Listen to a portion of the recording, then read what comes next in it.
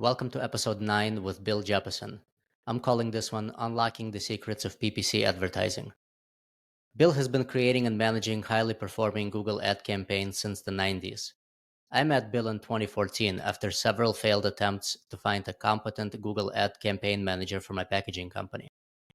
Over the next 10 years, Bill's PPC ad strategy helped us grow from a $50,000 a year garage company to a $10 million leader in sustainable specialty packaging. Bill and I spoke about what that took on the marketing and operations side, the art and science of keyword advertising, how lead generation ties in with business operations, the importance of sales acumen related to PPC ROI success, and many other topics related to paid and organic Google ad placement. So, why does any of this matter? And more importantly, why should you listen? Well, if you run a product centric company, you have to find customers to buy your product. There are many ways to do that: social media, trade shows, networking, advertising, digital and otherwise. When you Google something, before any organic results pop up, you get served a bunch of ads. A lot of people click on those ads, some end up buying your product. This is the most direct and trackable form of advertising. It shows people your product precisely when they're looking for it. Same is true for your local services. If you run a spa or a roofing company, Google Ads is a great way to find new clients. As with anything, if you plan on throwing money at this thing, you're better off knowing how to use it properly. Otherwise, you can spend a lot of cash and get little to no results, and then get resentful and blame the medium, which is a bad idea because, while not perfect, Google Ads are fantastic for getting your business off the ground and scaling it into millions, speaking from personal experience. And so, enjoy.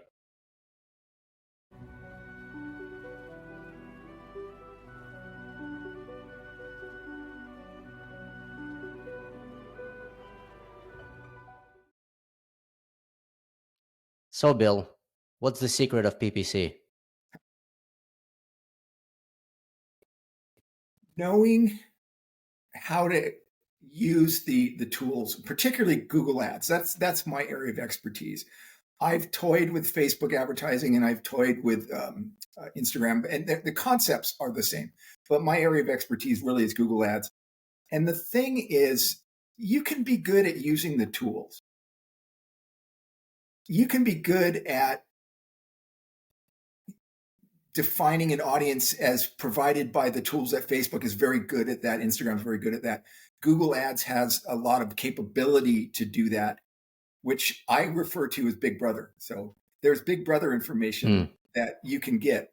But even knowing how all those tools work, at the end of the day, an effective PPC campaign, and let me step back just a little bit, you can write really good ads. You can write, I use all the tools, the site links, the call outs, the recommendations that make sense for automated bidding. You can do all of that. But at the end of the day, it's the landing page and the website and the content that make the difference. It is the classic case of leading the horse to water, but can you get it to drink? Now, you and I go back a long ways with the paper tube company. And when we first started, I took the idea of why paper tubes are really good. These are, again, high-end quality paper tubes for anybody listening. There's really two kinds of paper tubes: industrial, commercial, mailing cores, basically. Yep. Yeah, cardboard, or wrapped paper, mailing or poster tubes. And then there's the paper tubes that Paper Tube Company does, which are very high end, very high quality secondary packaging. And skipping forward a little bit, to make your product stand out on the shelf. That's where you and I ended up. But when I first started working with you, I was writing ads about the benefits of paper tube packaging and why you'd want to get paper tube packaging.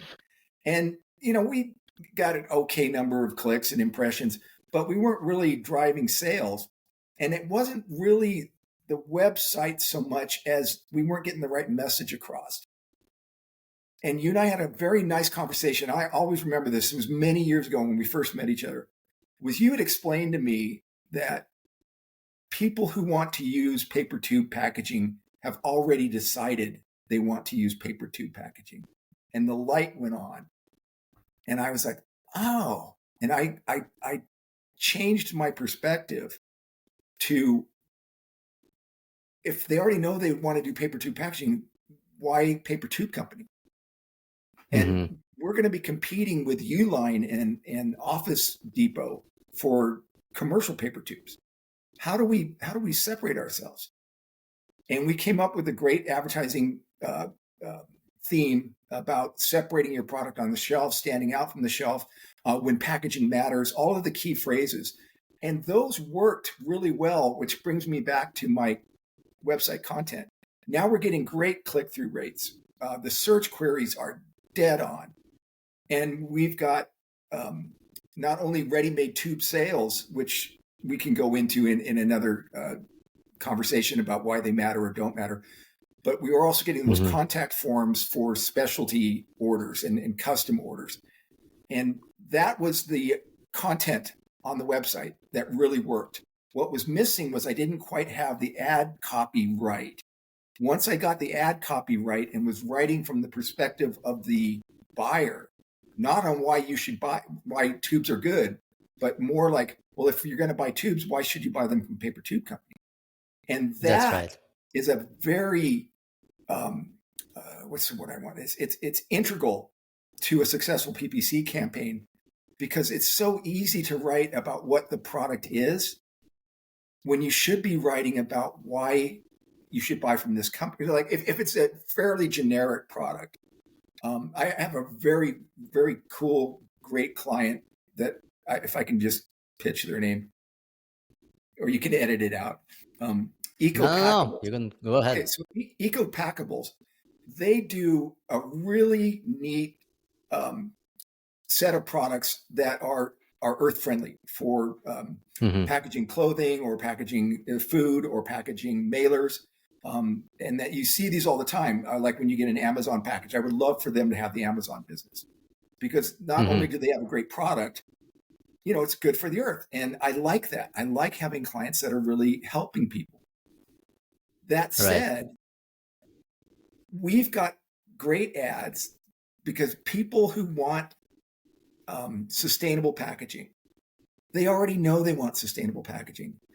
You can try ads, and we did this where, like, here's the benefits of sustainable packaging, but it can cost a little more than just your everyday packaging, but the earth benefits and doing the right thing make up that delta. So we really moved into, here's why you should buy from EcoPackables.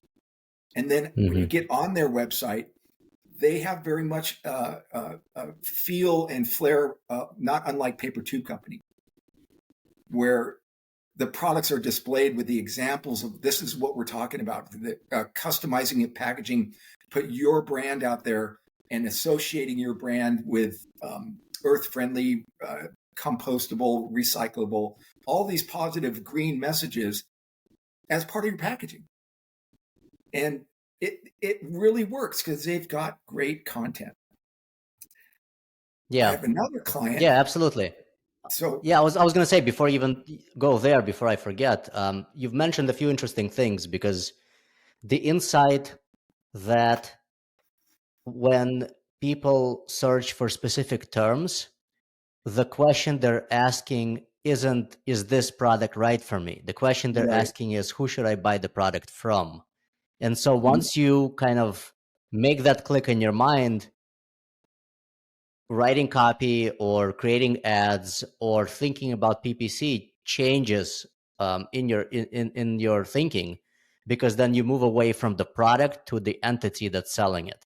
And in fact, Yeah. that's the reason people like PPC to begin with, because there's a whole variety of advertising and marketing mediums, and I'm sure we'll get into those later in the show. But PPC specifically allows you to get the potential customers at the time that they're searching for the product. And so Yes. that's why I think it's so effective. Very, very much so. To, Particularly search ads, Google search ads. Again, I'm going to be biased towards Google advertising because that really is my area of expertise. And because effective is in your actually in the name of your company. Yeah, effective PPC. That's me. Yeah. What happens with Google search ads is you have a very specific one-to-one relationship with the potential customer. The customer search, as you said, they already know what they want. They're not looking for like, what are paper tubes good? They're looking for secondary packaging for paper tubes, right? Or they're looking for eco-friendly mailers. And then the ad comes up that is specifically about the very thing they just searched for. So there's a lot of the tool stuff that I referenced earlier that you do need to understand and know about using the right keywords and then blocking the right, or well, they would technically be the wrong keywords with negative words that can seem like they would be relevant, but in fact are not what your client is really doing.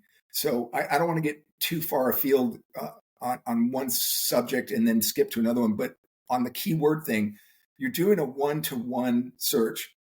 You look for high-end paper tube packaging, and boom, there's our ad for high-end paper tube packaging, and using the keywords and the ad copy and having it be about, why paper tube and why it's important. And when I say paper tube, I mean paper tube company. All of that's important, but it's a one-to-one relationship where you now have targeted the keyword that you would really like for people to search for. You've got an ad copy that is very much about that exact keyword, and you have a landing page that is the content that is very relevant to that keyword. Those three legs of the stool, when put together, if they don't work, if you're not getting sales, it's not the ads. Something else is going on. So it's so and easy that's what as an actually, advertiser, especially when you're new to this and you go, oh, we're not getting any traffic, let's do ads, which is not a bad idea. I'm actually in favor of that concept. You got a great website, you get a great idea, but nobody knows who you are. And Google hasn't got you into their algorithm, so you're not showing up in search, and well, again, Instagram and Facebook too. But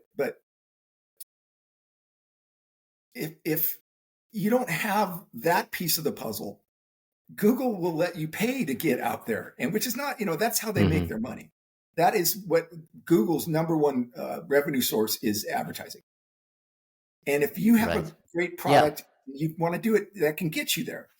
That said, if you don't have that back end set up, if you don't have the customer interactions, if you make them jump through too many hoops, which is something that, David, me, that yes, I do Google ads, but I've been in the business, in the web business, since July of 1998. We started a web business, and we were getting all this traffic that we didn't understand why. And it turned out to be somebody else had a name very similar to our name, and they were advertising on TV, and people would come to our website, and I realized, awesome. Oh my goodness, there might be something. This is 1998, right?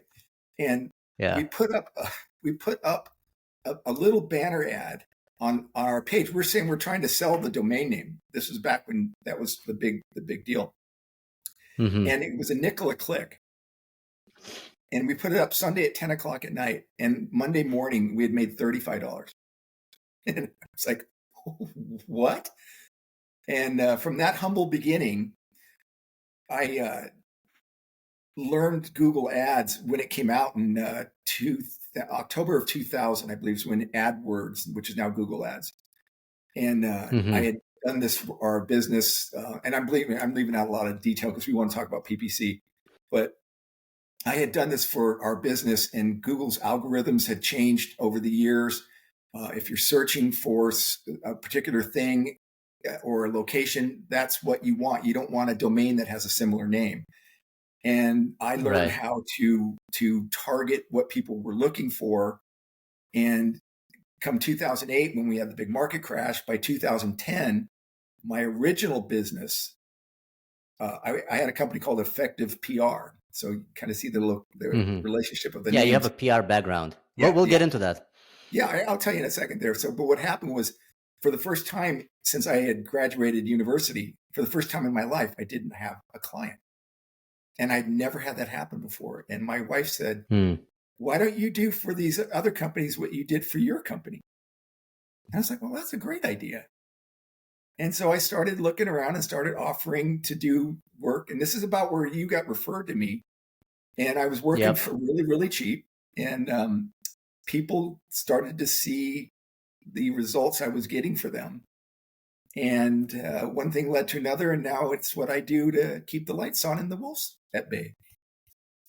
That's great.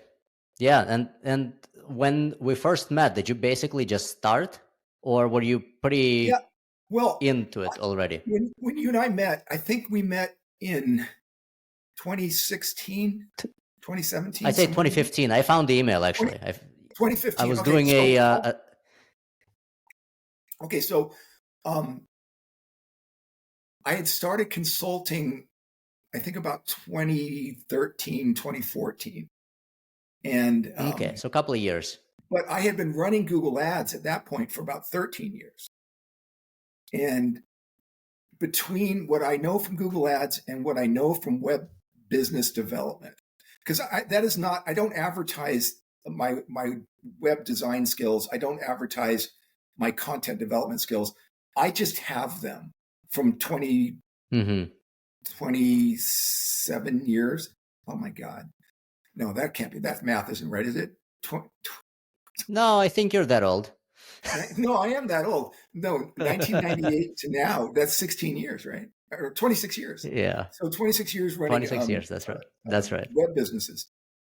And that's great, and, yeah. And I think this a lot has changed, I'm sure. I think this circles back a very long way around what we were originally talking about was, if I see something, I say something, even though that's not really what you may have hired me for as a Google Ads expert. You get my MBA and my 25 years in public relations and my website knowledge for free. So I can't not say something. And you and I have had great conversations about how the checkout process worked, not getting in between the customer and the sale, not having like maybe a pop-up comes up, little simple things like that. I know that's not PPC, but to me, it's all part of the same job. Success. Because I can build, and I have done this in the past, really, really good ad campaigns with all the KPIs that matter. The click-through rates are tremendous. The search terms are great. The price per click is right in the ballpark. We're always on budget. Everything's working, but we're not getting sales. So as I'd said before, that's not an ad problem. That's a web problem or a market problem or maybe operations problem. It could be a whole variety of things. Absolutely. Yeah. So I always caution, and I especially guys or gals that are new to PPC, either as, hey, let's bring on somebody who can help us, or somebody who's trying to get into the business like what I do, that recognize it's more than just what your program is. The whole thing has to work. And I've left or have had clients leave always on good terms, where I've said to a client, you really shouldn't be advertising this, all the KPIs are there, but people are not buying. They just aren't buying this. And it's, I don't want, see, David, I don't want to do an account that runs great and the client doesn't make any money. Right. It's not fulfilling. I don't get this sense of, at least I'm making money. That's just not how it works. I always want to be part of the team. And for me, I've been incredibly fortunate that all of my work is referral. And I get to work with small business and directly with the owners. So we have like you and I, we have a connection. I know how good you are at what you do, and you know how good I am at what I do. And together it makes for a very good team. If you're new to this business and you're going to work for a department, do it, get experience. The thing with working for a corporation or like a department of a corporation is they're under a lot of stress, and they've got bosses telling them what to do and giving direction on what they got to do, and then you're coming in to try to support that. That's a little harder. It's not that you can't do it. It's just harder because there's a lot more maybe constant reporting, constant justification for the things that you're doing. Whereas when I work with the small businesses, and again, I'm very fortunate on this, is the small businesses and owners that I work with trust me. I don't make budget updates willy-nilly. I don't look at something and just make a random change. I always do it from the perspective of how is this going to help? Will this help? What is the data telling me? And then, I can make a recommendation. And it's a little easier on me because I know that the people I work with know I know what I'm doing. That trust with your client may be the secret to PPC. The very first question you asked, that might be the secret. The trust with your client. Yeah, I think that's one touch point. I think there's a lot of details you can dive deeper into. For example, I'd like to come back to kind of the overall metrics of success in PPC aren't just tied to PPC alone. They're tied to all the other aspects of business operations and marketing and web development and process and systems that enable those leads that come in via PPC to actually be converted to paid clients. Yeah, because otherwise it's a waste of money and it's a waste of time for everybody. That's absolutely true. Yeah, PPC is not a magic bullet. Like I said, you can have a great campaign by every aspect, but if people aren't buying what you're selling, then you need to reassess. And I would argue that if you understand PPC and you can show your client, this is what people search for. This is what the typical click-through rate would be. This is what our click-through rate is.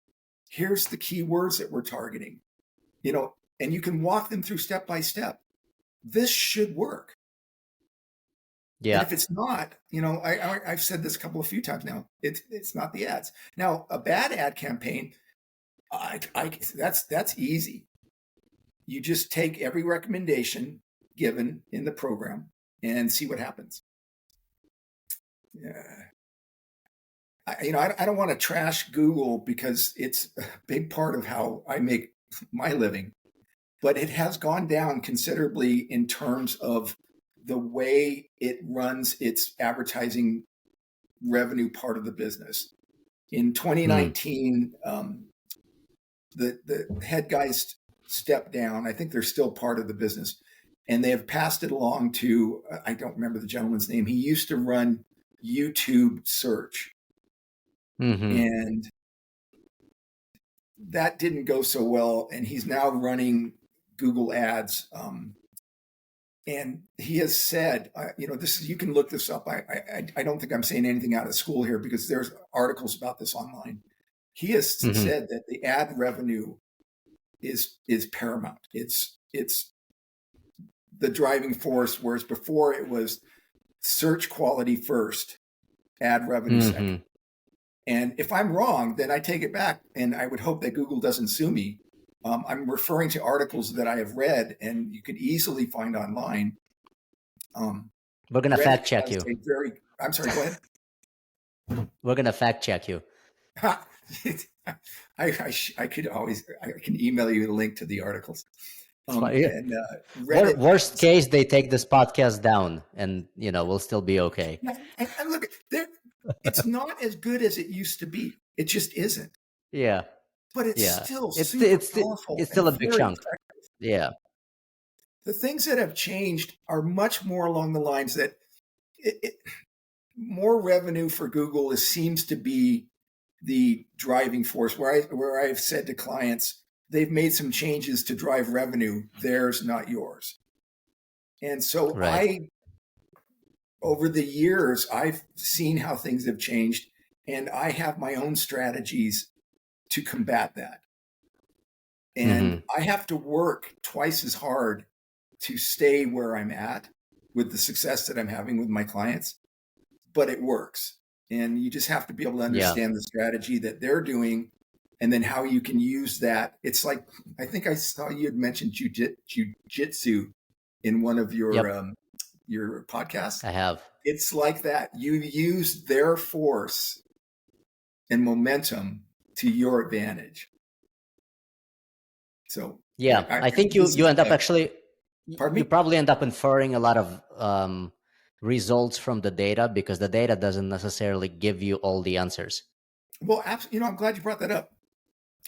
From day one, when I started to learn Google Ads, I realized the answers that you need are in the data, and Hmm. data-based adjustments almost always work.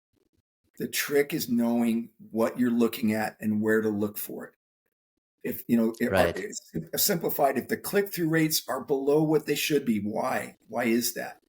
If there are certain keywords that are getting a lot more attention than another one, and that's what's triggering your ads, but you're not signing new clients or you're not selling the products. Well, what's with that keyword? Why doesn't that keyword? What is the data showing me?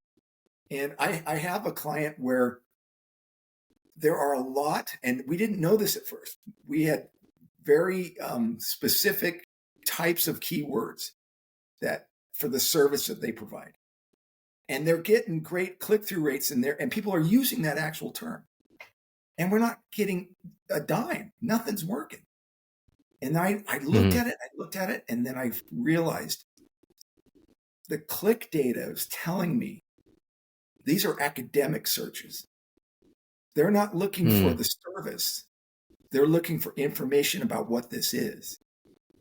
These are Hmm. people Hmm. searching, potentially students, potentially um, uh,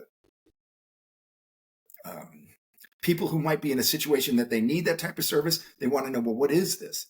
They're not doing searches about the service like, I need this. Who does this near me? And I said, I want to do a test. I want to block all these search terms. They look great on the surface level. They look great. I said, I want to block everything that is clearly or maybe an academic search term, and do that every day and build a super robust negative keyword list. And over time, and this strategy actually works, but you have to find it in the data. Over time, what Hmm. happened is this negative keywords got so big and so robust that about the only thing left were the service-oriented keyword searches. And the spend was the same, because the money we were spending on what we learned were academic searches, well, that money, that Hmm. budget was still available for the service-oriented searches. Hmm. And even though we spent the same, the conversions just went up, up, up, up, up, up, up. And the cost of the conversions went down, down, down, down. So we weren't spending money on academic. And how did we learn that? The data. I'm looking at the data and I'm thinking, this just doesn't make sense. These are really good. Here's click data. Here's the number of things. This is what we spent. This is when, oh, that's the other thing, is something that you and I discovered. People who are looking for the products that Paper Tube Company is selling are almost uniformly in an office working Hmm. 9 to 5, Monday through Friday. And they're probably on a laptop, which flies in Hmm. the face of Google search trends. Mobile surpassed desktop search. I don't know, was it 10 years ago? So probably something right around, or maybe 8 years ago, Something where like that. Yeah, the I do number remember of, that. I mean, it all goes back to when 2008, when the iPhone came out. Hmm. So searches on mobile devices have surpassed desktop searches, and uniformly it's like 60-40, or you can, depending on what it is, it could be 80-20 mobile, but it's about 60-40, 65-35 mobile. But for Paper Tube Company, we excluded mobile. We might have added it back in over time, because there's, again, the data will tell you, like, conversions Hmm. are dropping off. If we put mobile back in, and those conversions come back up, you can see that that's where we were losing the traffic, is the desktop user wasn't doing it anymore. But at the end of the day, the data told us they're in the office Monday through Friday. So we weren't advertising on weekends, because weekend conversions cost a fortune versus the cost of a conversion during the week. And we were like, well, wait a minute, why don't we just not advertise on weekends? Just don't do it. Well, that budget stayed the same. The spend stayed the same, but it all went towards the Monday. So that was I thought that was a really good example of what is the data telling us? It's telling us Monday through Friday. There's two things. There's two things I want to pick up on here. So first, you're talking about the data, and PPC tends to generally fall on the side of data-driven marketing, because there are some marketing tactics that are untrackable, and they're kind of like branding and billboards. You can't tell who's looking at them, and and you can't really tell who's how much that marketing tactic or that marketing strategy is contributing to the actual numbers on the conversion side, and how you can track it and all of that. However, PPC is really like very pragmatic in that regard. It's you know what you spend, you know how the conversions are. You can track your return on investment, return on ad spend, all the proper metrics. However, anytime you're looking at the whole picture, while you have the data, you still have to have the knowledge that's the unmeasurable in that equation to be able to know what to do with the data. It's ultimately like science and religion. Science is telling you what the data is, but religion is telling you how to act on that data in the best way possible for the long game. And so kind of your PR background is piggybacking right on that, because you have the PPC numbers, and you have the back end, and you have the admin area that's like spitting out data at you. But then you have to have the acumen and the knowledge and your understanding of context to be able to take that data and actually improve it. So that's one thing. I have a phrase in my profile. It's where math meets art. Yeah, that's absolutely true. It's I started my kind of a side consulting gig now that I have time. And my phrase there is something along the lines of there are things you can measure, and there are unmeasurables. We're engineers of the unmeasurable, because I think that side matters just as much as the measurable data. Yeah, you're absolutely right. I mean, you can see it's right, and you can feel it's right, or feel it's wrong. Right. And it's and then the I was going to say the second thing. Yeah, hold that thought. Yeah. The second thing there is, once you start looking at the data and you start making certain decisions, you can almost split the type of PPC advertising into kind of two camps. There's the broad camp, and then there's the specific camp, right?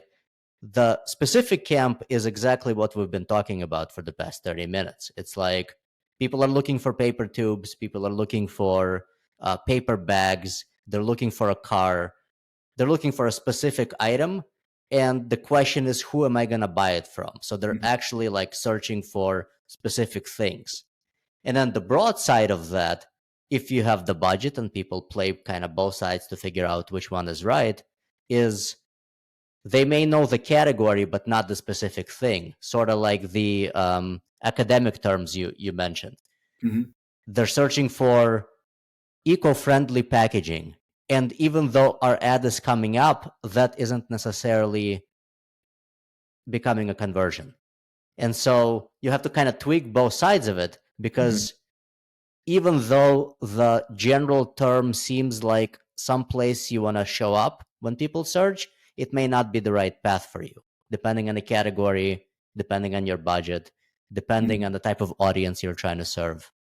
Yeah, and that's the like I said, where math meets art. That's the art part of it. Yep. But getting back to something you said about with PPC being directly measurable, which it absolutely is, it changed the advertising game. It absolutely it was here's how many impressions your television ad got. Here's our circulation for the magazine. Here's how many radio listeners we have. And so your message is getting out there. I think that the phrase is the shotgun effect, that you just, Right. Or the funnel, right?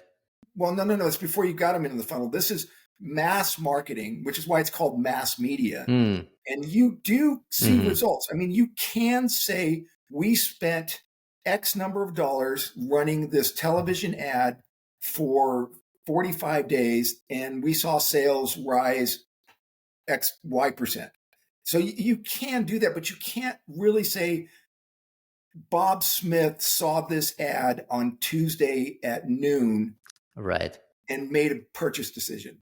Whereas PPC, you can absolutely see. Now, you may not know it was Bob Smith until he fills out the form, right? But you can see that this ad was clicked at 2 p.m. on a Tuesday, Correct. and then a sale was made at 2:05. You can Well, I see would that. say that you could also have the inverse problem because you have a question of attribution because Mhm. you're spending money on PPC and you want to know whether you want to throw more money at it, and so you want to know whether they perform well. So the problem of attribution could become maybe they saw an ad on TV and maybe they googled your name and then maybe your ad came up and maybe they clicked on the ad and then the Google got the attribution and not the TV ad. I'm so glad you brought this up because you had said something earlier, and I didn't want to interrupt, about you can do this direct stuff with PPC, but when you have a larger marketing campaign and you're running mass media, or even if you're just, let's just say you're sticking with Facebook, Instagram, and YouTube ads, Mm-hmm. you're reaching out to very targeted audiences, or at least you're hoping you are, and you have Google ads. A lot of times you'll see the Google ad click rate go up because of what you just described. They saw your name, Mm. they saw what you're selling, they come back to the office or they come home or they mention it to somebody, and then they go, oh, let me look it up, and boom, there's your ad. So there is Yeah, I can't quite recall who it was, but let me yeah, Google the term. yeah. And it's Right. not, it's not the halo effect, but it's kind of similar in that the halo effect is like I run my ads and I stop on day 30 and I still see the effect of the ads for the next week or 10 days. That's Right. technically the halo effect. But what Yeah. I'm, and there's a better marketing phrase for this. It's, cross-platform awareness. And Mm-hmm.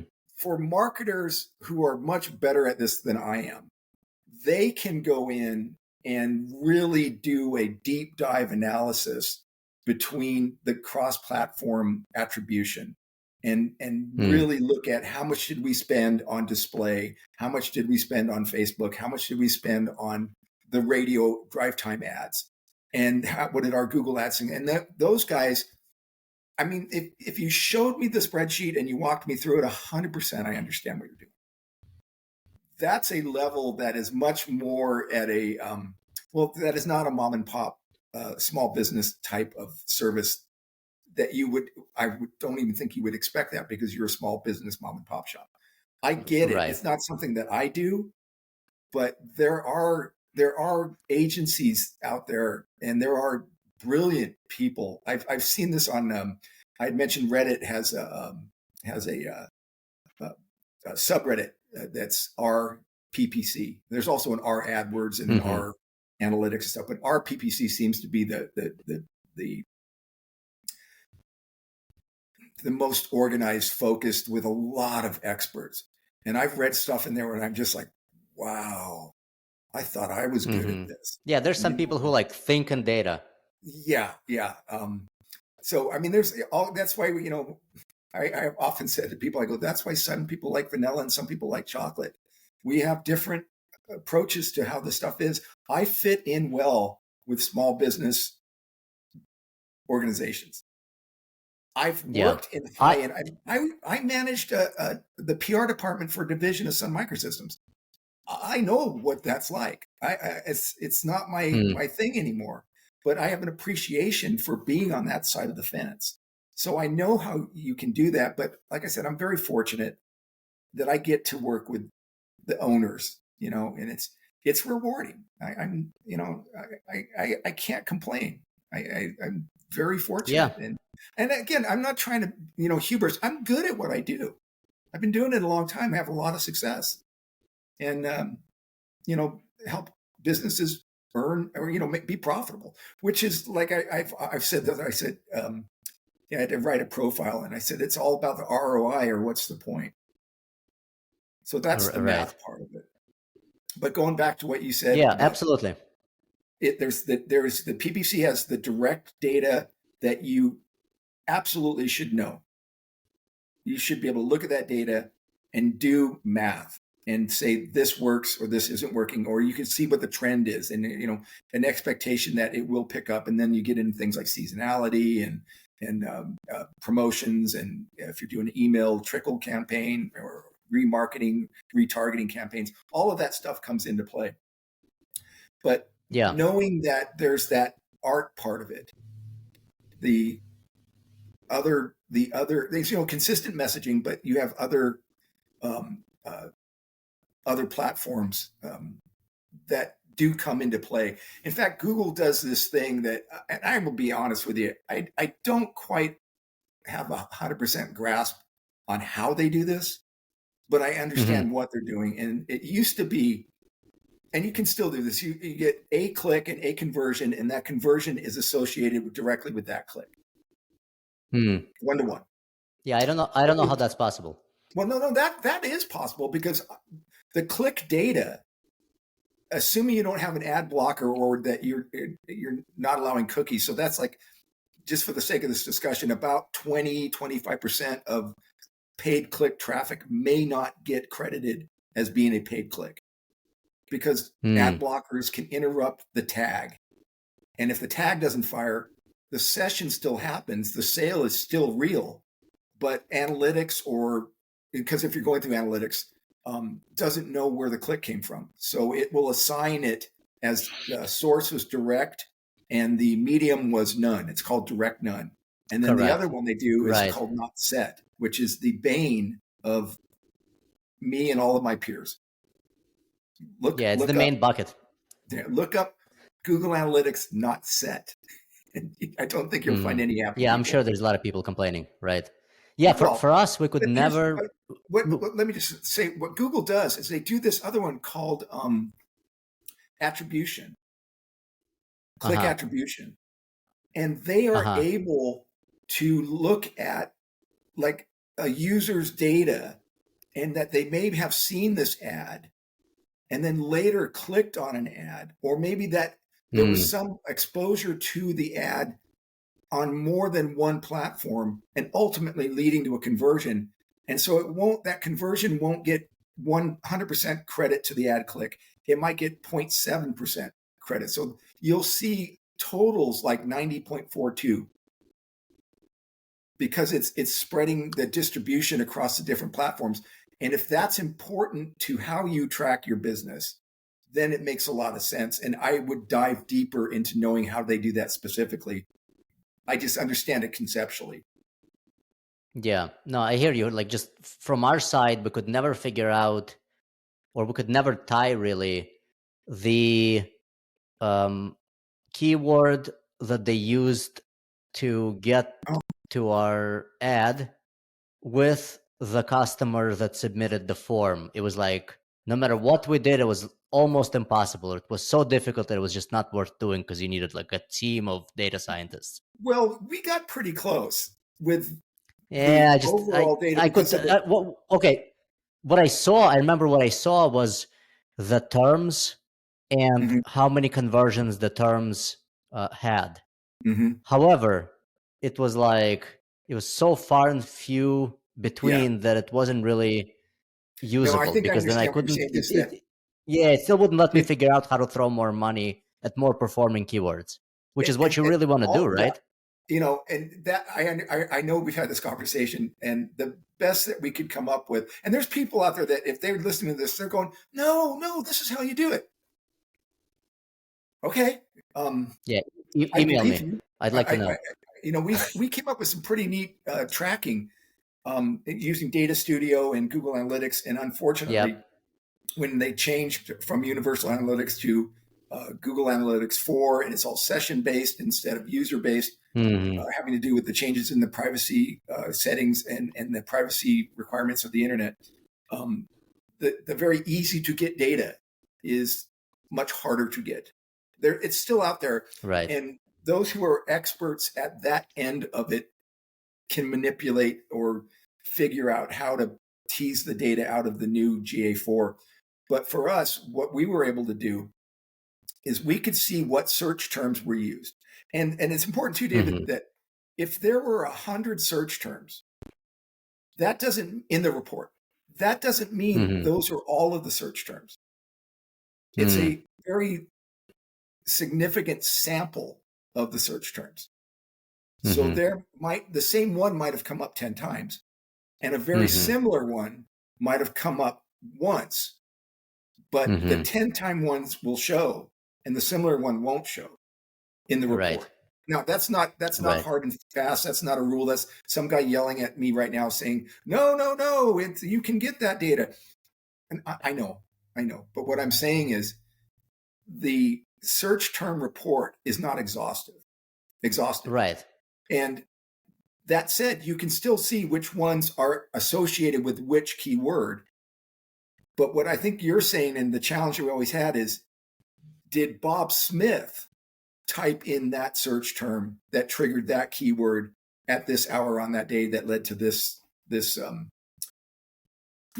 The form being submitted. And furthermore, did that form convert into a sale, and what's the value of the sale? And could I correlate the value of the sale, the average value of a sale for a particular keyword, so then I can figure out which short head or long tail keywords are actually more profitable, right? Because I imagine some are more and some are less, and I could never figure that out. And we spent one of the biggest challenges. We spent 13 years in it. We couldn't figure it out. Yeah, and you're better at this than I am, and you couldn't get it.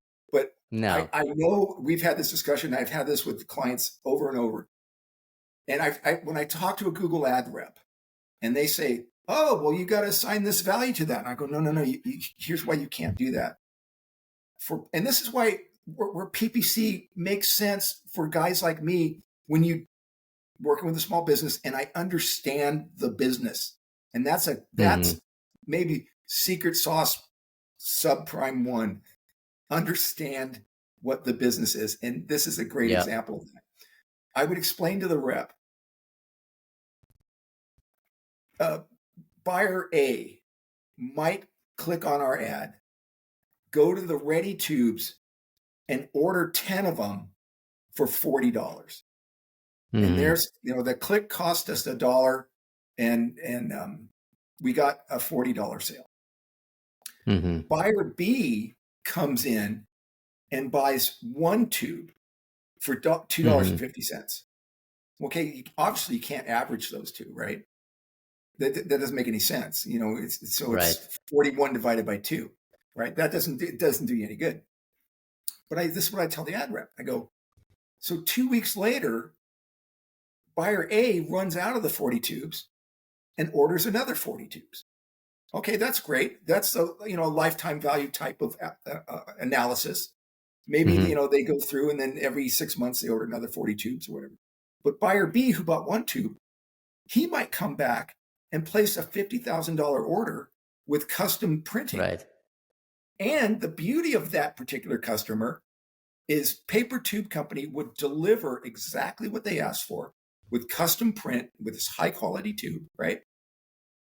And when he goes to run out, where's he going to go? Right back to Paper Tube. So there's another $50,000 sale.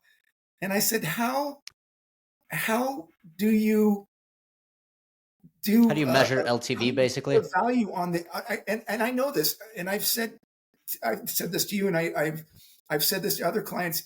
You can get a stake in the ground if you take 6 months or a year's worth of data and you look at, here's how many conversions we had, here's how much revenue we made, and then divide that across the 1,000 or 5,000 conversions. You can get a rough value of this is what a conversion is worth.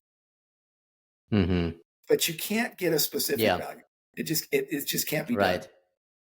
So Yeah. I knowing mean, that, you ultimately judge it broadly because it's like the mhm. business is growing. We're doing PPC. Maybe we lowered PPC a little bit, and so the business started growing slightly less. So why don't we not do that again? And I think that's kind of the way to judge it long term, right? That's another thing that you just reminded me. We talked about the cross-platform impact on Google Ads and you potentially higher impression rate, higher click rate, higher conversion rate while you're Mm-hmm. running mass media and other social media advertising. And you see this bump in Google Ads, right? Another phenomenon that we see, and I know we see this with paper too, but I see this with other clients, is you say, hey, you know what? Let's back off on our, and let's say you're only doing PPC, you're only doing Google Ads. You say we got to back Mm-hmm. off on our spend. Well, you look at the attribution of paid click sales and direct click sales and organic click sales and referral click sales, they all drop.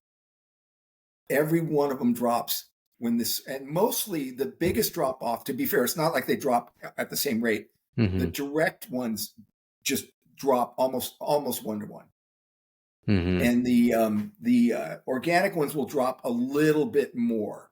And what it is those ads running at the top, that name is there, and maybe they see your organic result below it and decide to click that, right?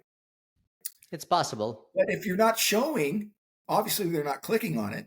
And to be fair, and I will die on this hill.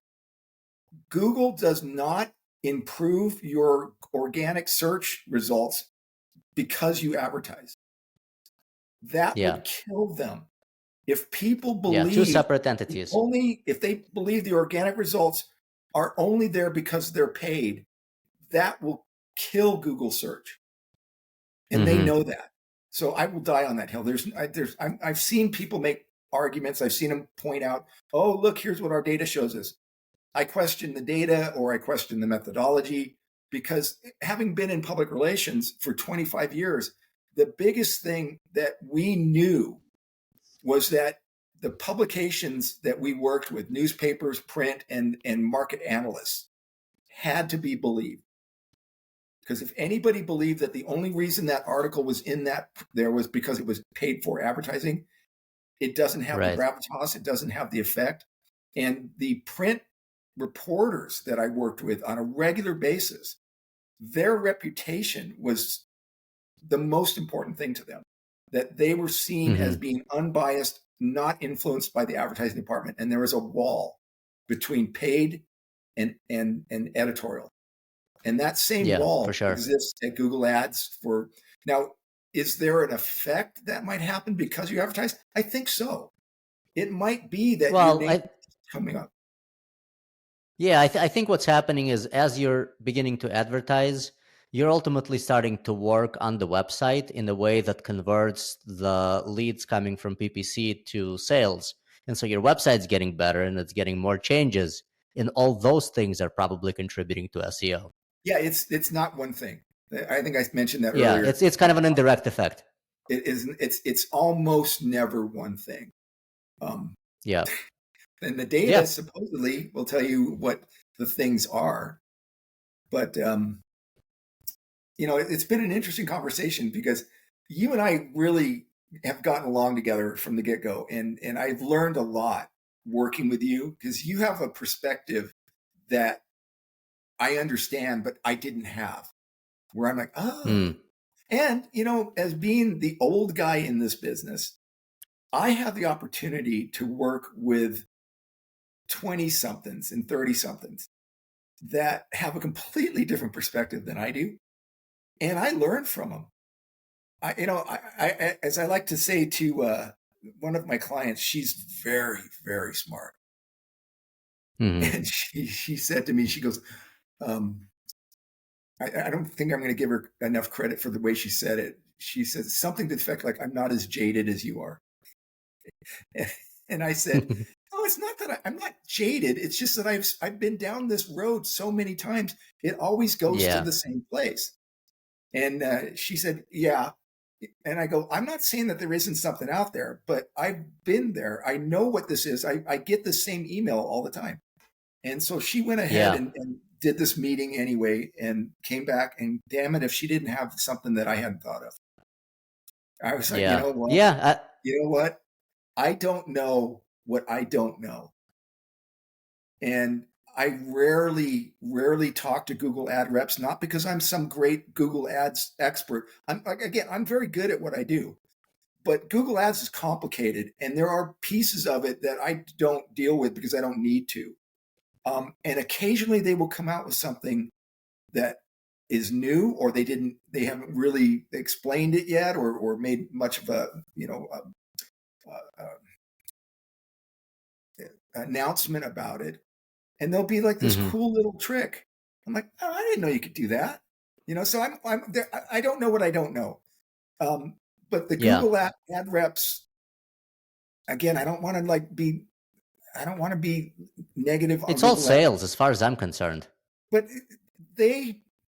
I know that they are tasked with a very large number. I don't know how many it is, but it's a large number of advertisers.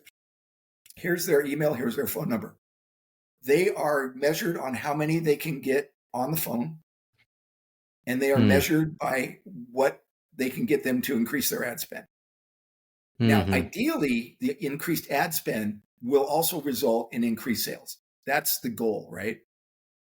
But you're dealing with ad reps who are really good at how Google Ads works, but don't understand the business that is in play here.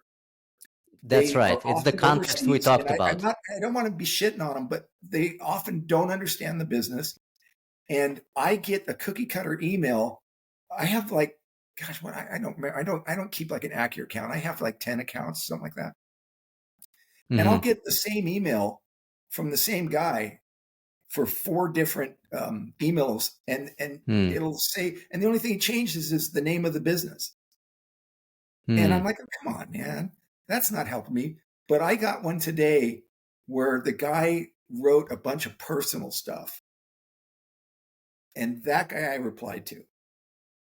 And I rarely reply to them because I have a feeling if there's something there that I don't know, he's going to help me understand it. But I am also asking, I said, please give me specific examples of what you're referencing. And if you can do that, I'll take a call with them. I think that's actually a good example of how you should conduct sales, because if you're just doing the same thing everybody else is doing and it's very generic, chances are people aren't calling you back. However, if you spend just 10% more to make things very personal, you're calling him back to at least give them 10 minutes of your time to see what they have to say. Yeah, and that's a start to a potential sale. I even pointed out to him in my reply, I said, thank you for not using the cookie cutter template that I receive weekly. And now his might be a template for him, but at least he personalized it. He gave a little background information about what he likes. This is what he does. This is what his thing is. And then I looked him up and I found him on LinkedIn. And That's I awesome. could read more about him, and that, he really is a Google ad rep and he really does work in this office. And I'm like, okay, yeah, this could be good. And speaking of personalizing, I have a client that does 12-volt conversion kits for classic and vintage cars. And just what that means is the classic cars from the 20s through about 1955. They think of the cars you see in Cuba, all those Pontiacs and DeSotos and Model A, Model T, old Chryslers. They are built with a 6-volt motor or 6-volt system with a positive ground. And if you drive them around today, what you really want is to convert it to 12 volts. So you have brighter lights, you can have air conditioning, you can have power windows, all the things that you can't really do with those. So that's what the market is, right? So he goes down to SEMA the automotive show in Las Vegas, and he Uh-huh. told me he's in the booth talking to these guys, and he said almost to a one, they're telling him about what the business is, and they're looking around like, who else is here? And they're telling him about what their business is, and they look around. He goes, nobody asked me anything. He goes, then I go to this other one where I'd been before, and the owner comes up and starts asking me, how are you doing? What are you seeing at the show? How's your business going? What are you guys working on? Mhm. What's happening? How does your thing work? And he goes, I'd sit there and talk to him all day, give him the business, because that guy cared more about my client than anybody else in that booth. Mm. Whereas the other guys only cared about who else was in the booth and this is what we're selling. Yeah. Now Yeah, that's often you have to be from a I suspect that there's a tie in there, because I don't just tell you what I do. I want to know what your business is. I want to understand your customer, because in the art part, the ad copy that I write, I like to think of it from the perspective of the potential customer, the potential client. And I'll give you an example before we go. I know we're just about out of time. I No, work we're with a not out of guy. time. We can keep going. I work with a company that makes steel buildings, and they're Uh-huh. very good at it. But so is everybody else who makes steel buildings. So what's the difference? And so the ad copy that I wrote was, nobody makes a bad steel building. The difference comes Mm. down to not just price, but service and reliability. And we do very well. Mm. Because if you're looking for a steel building, I don't have to sell you on why steel buildings are a good, cost-effective way to build a barn or an RV shed or whatever it is that you want to do. You already made that decision. So why should you buy from us? And like I said, nobody makes a bad steel building. Mm-hmm. I really like that one, because that one is so unusual. Yeah, I was just speaking yesterday to a person that does marketing for a living, and I told him this one phrase I heard at a trade show once. We were sharing a booth at one of the trade shows a while back with a guy that used to work for. I think they sold like primary packaging. They did like bottles and metal lipstick containers and just jars with droppers in it, and it's like a commodity product to me. Yeah. And I turned to him and I'm like, well, how are you doing here? Because everybody, like 80% of the show is basically the same product. And he said, people work with people. And Yeah. that phrase kind of stuck with me because, like, it doesn't matter what you make, it matters who you are. And so that's Mhm. exactly right. It's anybody can make a steel building. Why should you buy it from me? So I'm gonna tell you something that I tell all of my clients, and we used to do this when I had the web business, but I've always had this philosophy, and I call it stupid honest. I'm Mm-hmm. stupid honest. I will tell you something that you don't really need to know, like something that maybe didn't work quite right with the campaign, but you'll never know. You will never see it. It will not hit your pocketbook. If I don't say anything, it's like it never happened. But I Mm-hmm. still tell you about it, because I always want my clients to know, when I'm telling you this stuff, I'm telling you the full story. And Yeah. if I make a mistake, this is what I did and this is how I fixed it. Or like I was supposed, Yeah. like I had one where I was supposed to change a site link, and for whatever reason, I got sidetracked and it didn't get changed for like a day, and Mm-hmm. it never got a click anyway. So, you know, who's going to know? I know. I know that I didn't do it. So I said, hey, I goofed and I didn't get it. I didn't get it updated, but there were no clicks. So no harm, no foul. Just wanted to let you know. So stupid honest is part of that. People, you know, I know my clients, and you know what? I've said this before, but it really applies. It started with you. It's like I'm working for my friends. Yeah. I really like Yeah. that. I believe that. Let me ask you this. Yeah. Are there business categories where PPC is not the answer? because I've always worked for or I've done businesses that pretty much all relied on PPC. And Okay, everywhere I looked, everybody uses PPC. Are there types of companies? Are there service, based companies, product based companies where just PPC is a wrong medium for marketing? I can tell you where it tends to not work well. I can't say with definitive it's the wrong medium. The Hmm. fashion industry, that's a really Mm. tough one. You can get tremendous clicks and everything you're advertising is just wow, we're getting all these impressions and clicks, and they are almost uniformly curiosity clicks. So when Hmm. you have, and that's like fashion, um, uh, women's clothing more, but I'm sure men's would be the same thing. It's that people like, oh, look at this. Oh, look at that. And then I would raise that concept up a little higher to products that are highly visual and visually interesting. And Mm. that would be like my Halloween props client.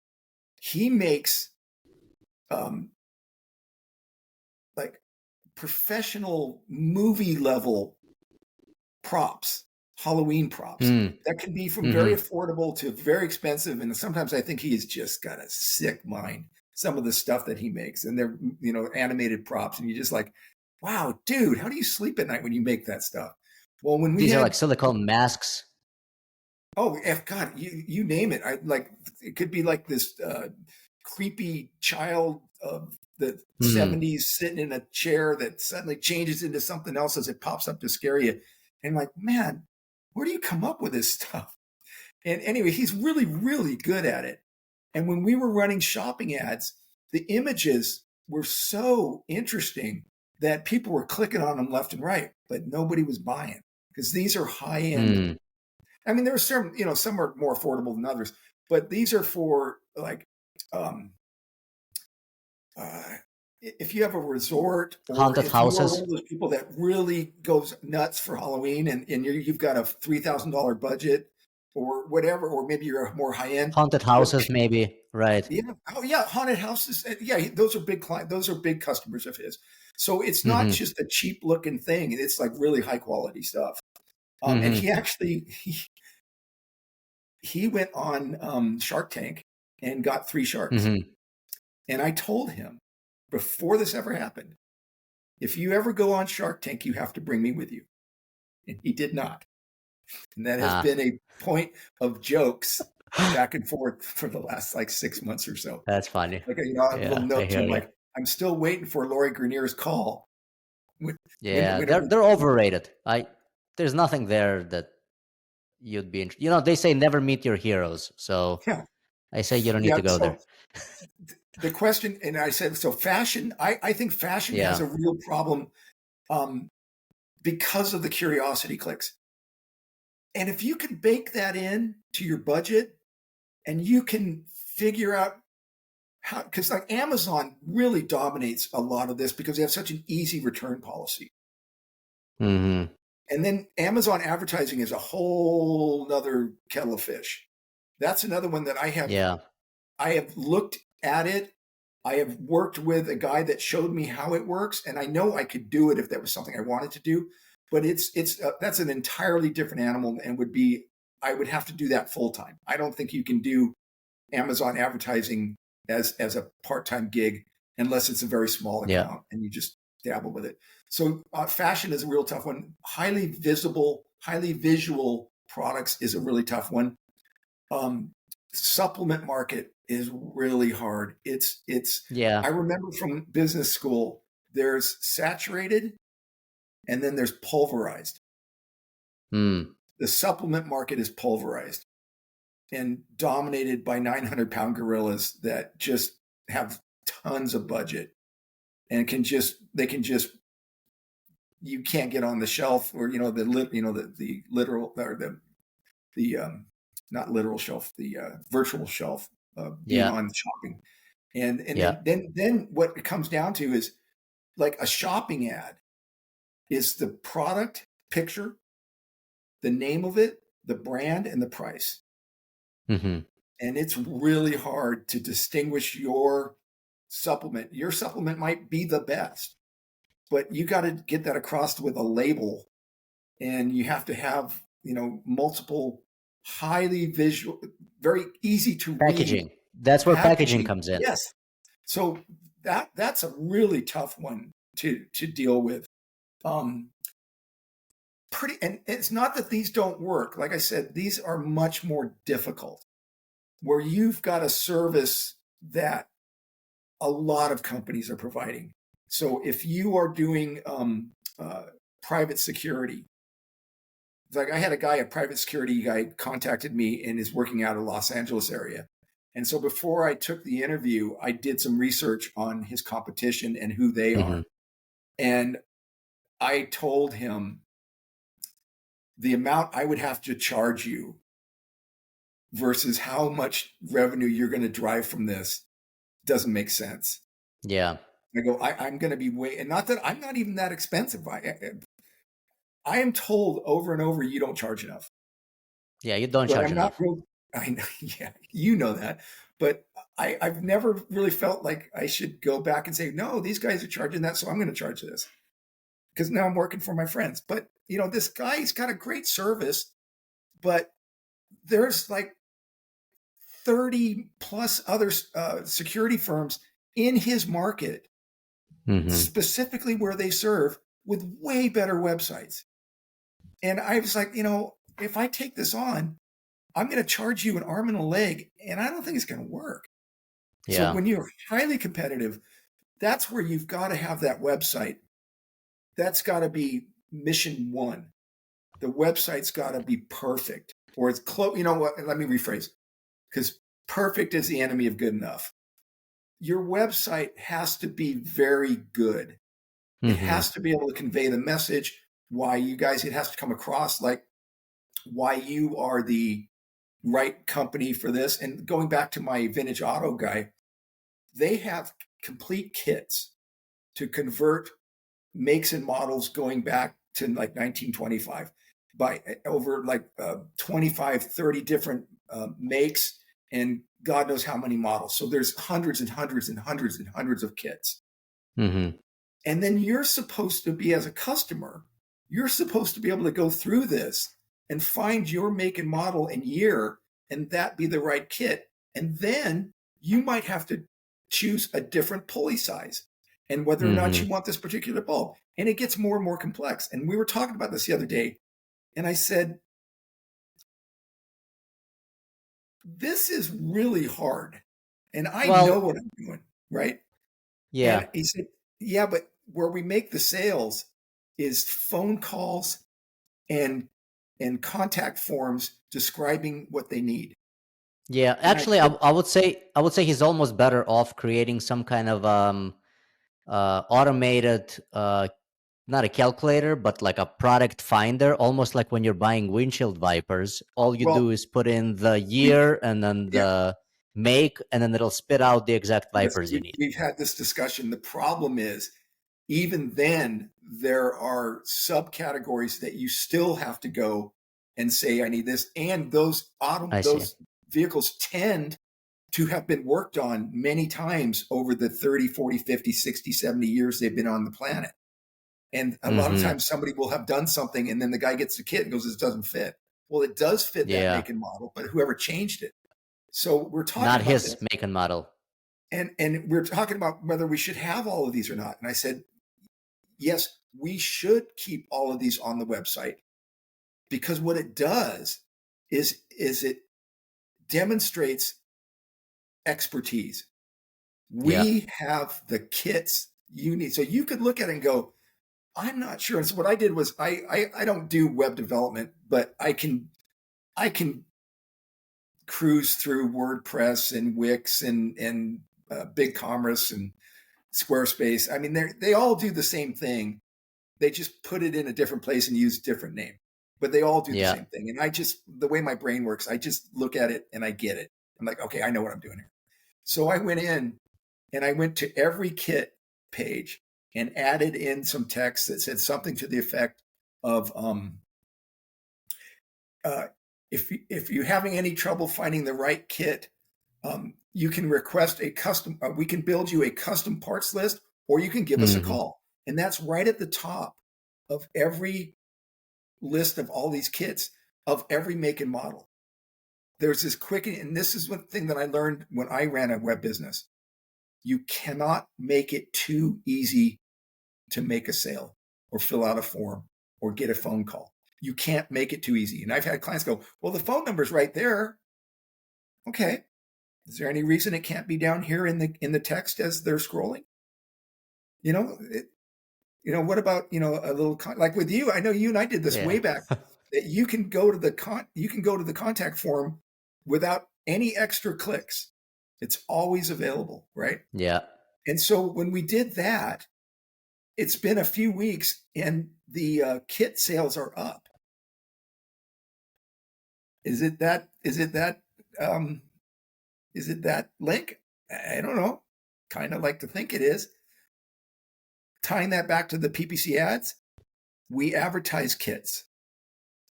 And you can't advertise, you can try, and we did. We tried advertising specific make model, and then I do a spreadsheet, and I can fly around in Excel pretty well, but not like a mathematician who might be doing VLOOKUPs and other formulas that get into the complexities that Excel can do. I use it more to tie stuff together, so I can do like 1,000 variations of keywords and or ad copy, so that when that keyword is triggered, this ad will show with that year, make, and model. And so now the guy just looked for a 1932 I wanted to be a specific one, so you'd go, oh yeah, that one. So like a 1932 Mercury Zephyr straight V or V8 or V12, and then that would be my keyword, and that would be the exact ad. And so that's what people search for. They would land on that one, and we just weren't getting the sales. But the one that worked was the generic one, where we didn't do the exact name, make, years, and model. And we, how we learned that? Data. Trial and error. The data showed us that even though we could do a very specific ad with a very specific keyword, which is good practice, that is a best practice. You want those keywords to show in the ad copy. And ideally, you want the landing page to be highly relevant to the thing that you just search for. And so we would land them on a 1932 Mercury Zephyr. And there's like there'd be 4 or 7 or 9 different versions of the kit, but they weren't ordering them. But when we sent them to the generic page where they could pick their make, they could pick their model, they could scroll down, then they would call us and say, well, this is what I'm trying to do. Can you? And then I get a kick out of is the people that work for my client that are on his payroll, they use the website to go through and set the order up for the customer. Because they know the intricacies of it. They know, what pulley to go with, what voltage to go with, what wiring harness you need and all that, what reducers you need, all these little things where you think you know what you're doing, but then you go to the website and you find all this information and you realize, oh, there's a lot more to this than I thought. But the beauty of that website, again, David, is whether you want to put that kit in your cart or not is secondary to the fact that those kits exist. And it exudes a sense of expertise. Yeah, absolutely. I remember a long time ago when I was, before I started the paper tube company, I was working at Custom USB, and the CEO at that time was recommending that we put on our website, and this is like early 2000s, the largest available USB drive size on the market, even though we weren't even selling it, just to show expertise. So it's exactly in line of what you're saying. It's like, I think somebody released at that time a 512 gigabyte USB drive. We didn't sell it. It was like SanDisk or Lexa or one of those brands that just kind of announced and released it.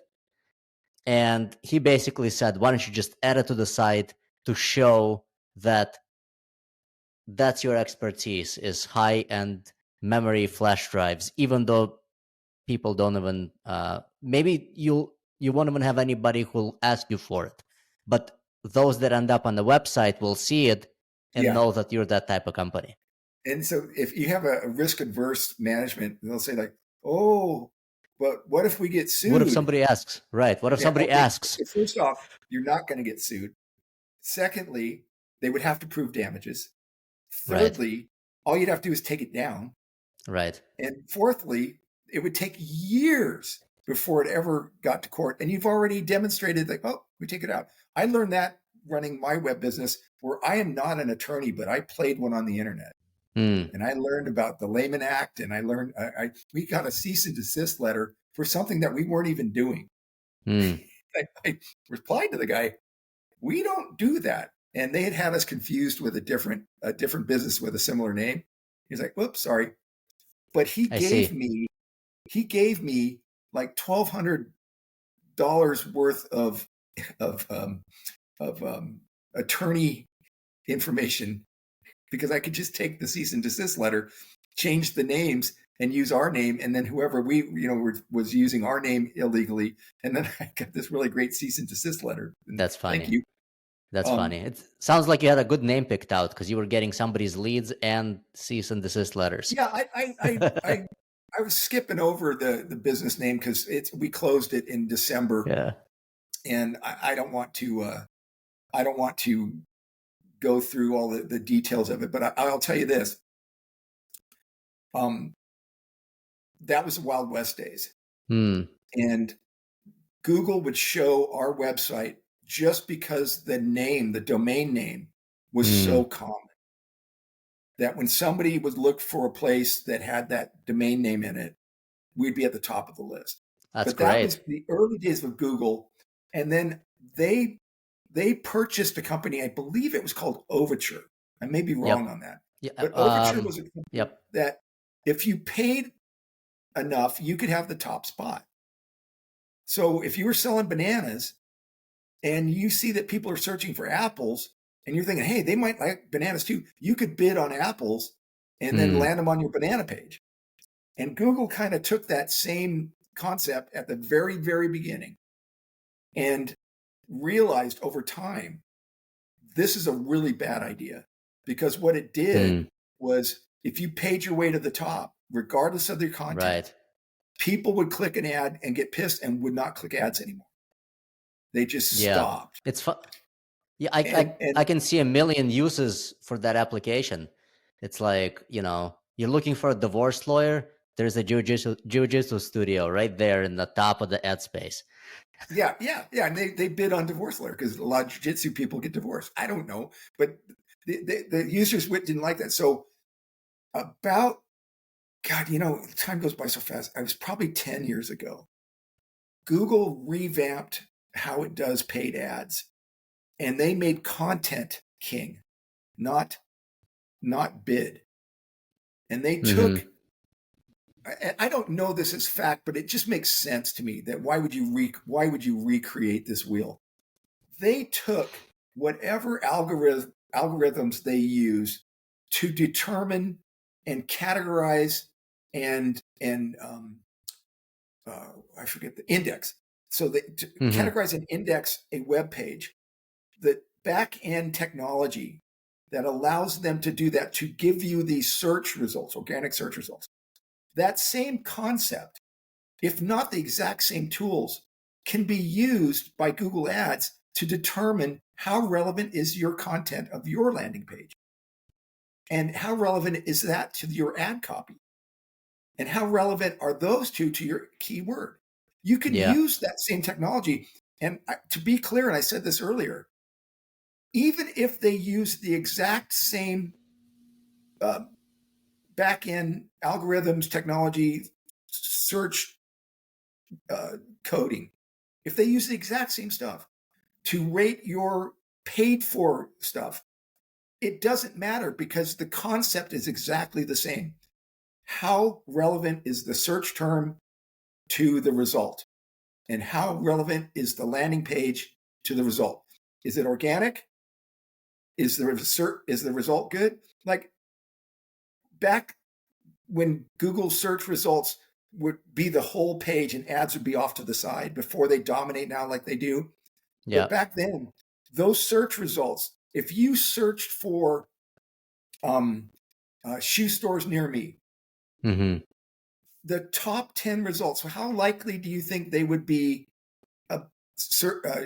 organic search stores near you on a scale of 1 to 10? How likely are those 10 results to be in the 5, 6, 7, 8, 9, 10 scale?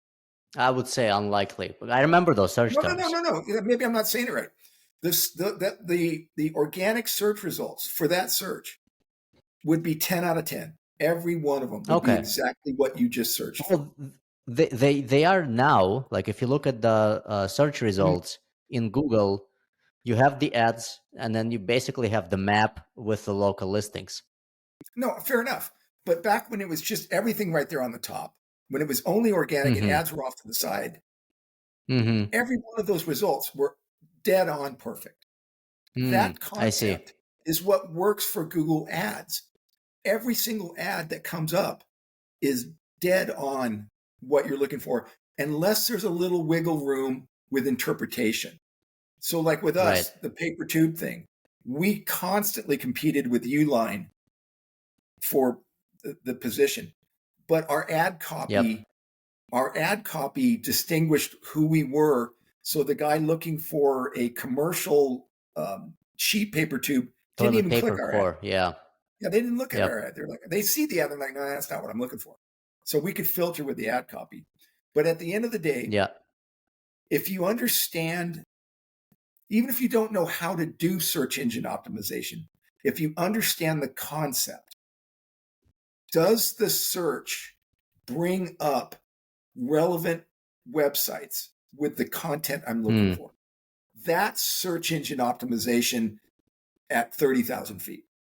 You can go drilling down to do you have authority by backlinks? Do you have internal links? And is the content of the page highly relevant to that search term as indexed by Google? And, do you have images and alt tags, and are you using meta tags? I don't even think meta tags even matter anymore, but yeah, you could dive in and do, this is what SEO is. But if you can come up here to what is the concept of SEO and apply that to your ads, it's the same thing. The difference being, because you advertise does not mean your organic search results are going to be better. They are different things, but the concept is exactly the same. So I will leave you with that that's the secret of PPC. To take it back to your very first question. If you understand the search optimization concept and you apply that concept to your PPC campaigns, you're going to do just fine. Halfway home. Yeah, makes sense. So as a final question, I generally ask everybody to recommend a book. You want to recommend something you recently read, or maybe it's something you read a long time ago? Wow, because I'll tell you, the books that I read are uniformly fiction. Things like it doesn't have to be nonfiction. I don't do a lot of how-to books, but the one that I did do, and I'll do this one and one other one. The how-to book that I did was called The 4 Foundations of Golf. And I think his name is Bob. Gosh, I'm blanking on his last name. I've never done a self-help book that was as effective as that one is. If you're into golf and you haven't read this one, you will get something out of it. The 4 Foundations of Golf. He doesn't talk about how to swing the club. He doesn't talk about the mechanics of golf. He talks about the mental aspects of it. He talks about how practice and implementation work. He talks about how your attitude and what you can do when things are going wrong, tools that you can use to help you move through the tough part, what it's like to be under pressure, and how do you deal with it. And so it was really good. And I, every once in a while, as I'm driving up to the course, I'll replay the mental game part, even though I've heard it like 10 times. I'll still go back and go, oh yeah, I got to remember that. And then I won't throw my club as far. Funny. I got it written down. There was a book I read a very long time ago. It's called Back Bay, and it is a historical fiction. It was written a very long time ago, but it is so good. If you are interested in the history of Boston, it is based on real, actual events, and then it's, dramatized as fiction. And the style of the book is it starts in the 1700s with two guys on a rowboat in the Back Bay when it was still Bay, and bad shit happens. Then the next chapter is present day, and you don't see any connection between the two things. And then the third chapter, so every odd chapter picks up where the last one left off, and a little time is advanced. So what happens in the style of the book is, if you only read chapters 1, 3, 5, 7, and so on, you would read the story of how the treasure comes to be in the Back Bay of Boston, and how Back Bay comes to be, and what has changed over the years, from 1700s through World War I, World War II, into present day. And then as you read the even chapters, it's always present day that is moving slightly forward. So the past, as you go, the past keeps catching up until finally the past and the current day come together. Interesting. And it's a great read. Even though it's got to be 20, 30 years old, but I've always remembered Back Bay, and I wish I could tell you the author name. I'll look it up and I'll put it in the show notes. Okay, cool. All right. Well, David, it was really great talking with you. I hope I kept enough of the information straight that the point was made without getting too far afield, as I tend to do. I think you've given more than enough, and I think people will appreciate it. And I certainly appreciate it. Thank you for your time, Bill. Oh, it was great talking with you. Take care, David. Bye-bye. Bye.